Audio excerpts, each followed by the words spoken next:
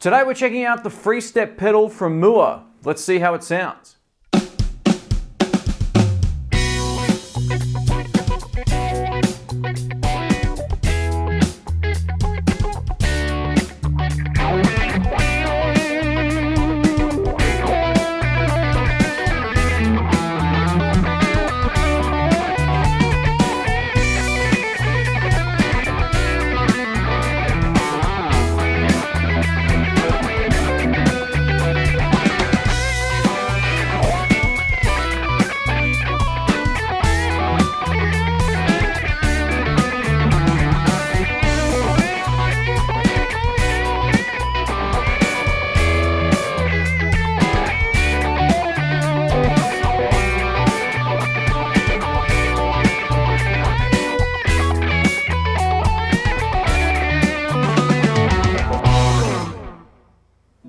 Howdy folks, my name's Shane. Today we're checking out the Mooer three-step wah and volume pedal. Let's check it out up close.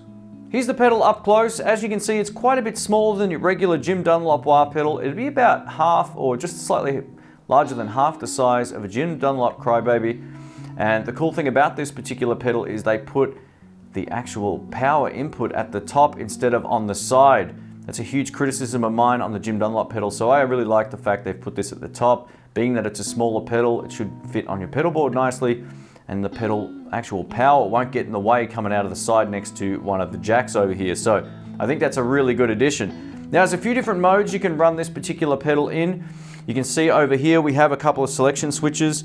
We have wah only mode all the way to the left, volume mode, so the further you have the toes down, the louder it's going to get. The further you have it this way, the quieter it's going to be.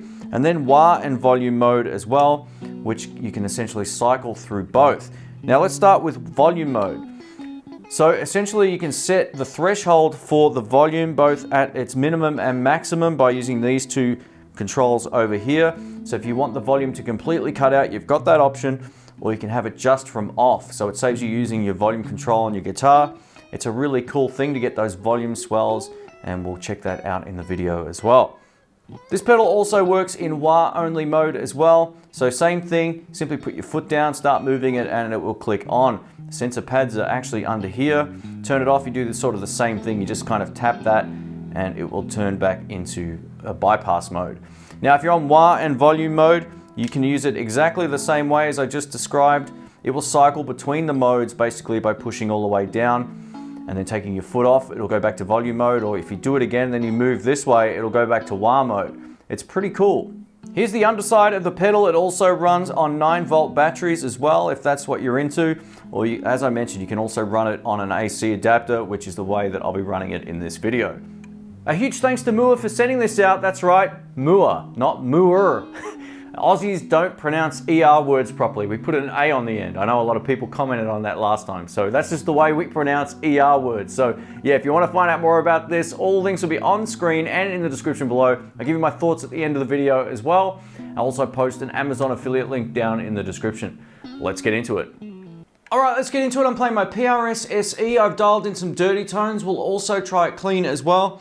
The way you get this pedal to work is it's pretty simple. You put your foot on it and start to rock the actual pedal backwards and it will kick on. The sensor pads are actually on the top, so you just touch it and it basically will turn it on and off. This is with it off.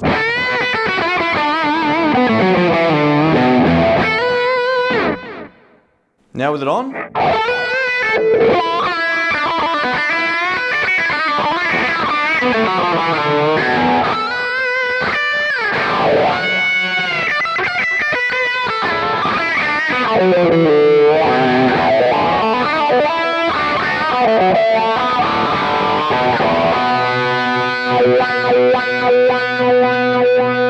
Turn it off. Push it back down.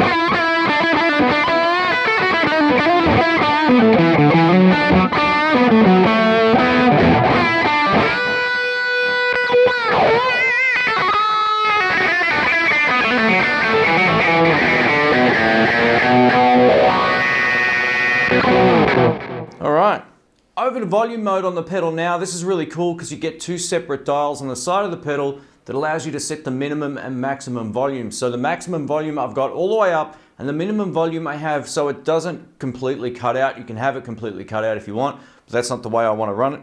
So let's give a listen to this.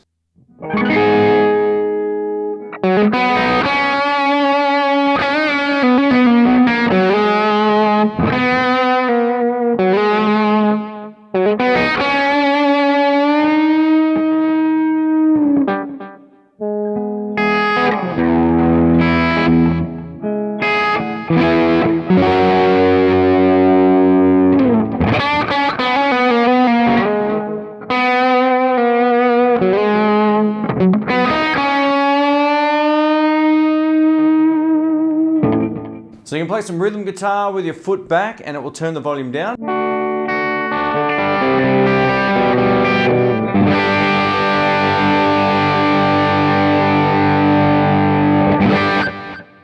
Pretty cool. And now with the pedal in volume and wah mode. So essentially the pedal will be doing one or the other all of the time. So either volume mode or either wah mode. So let's give this a shot. It's currently in volume mode.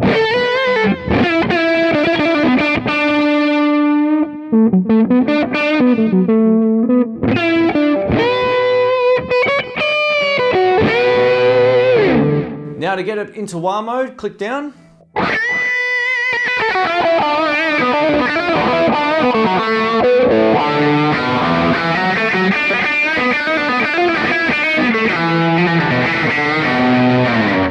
If you want to go back to volume mode, click down again.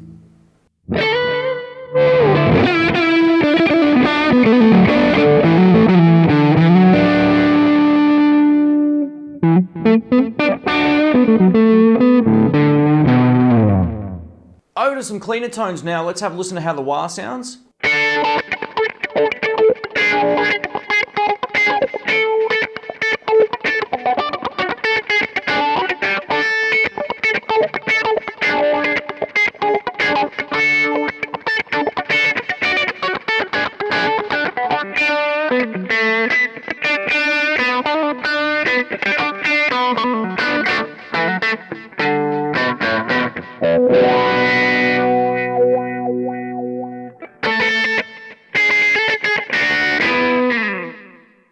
Funky.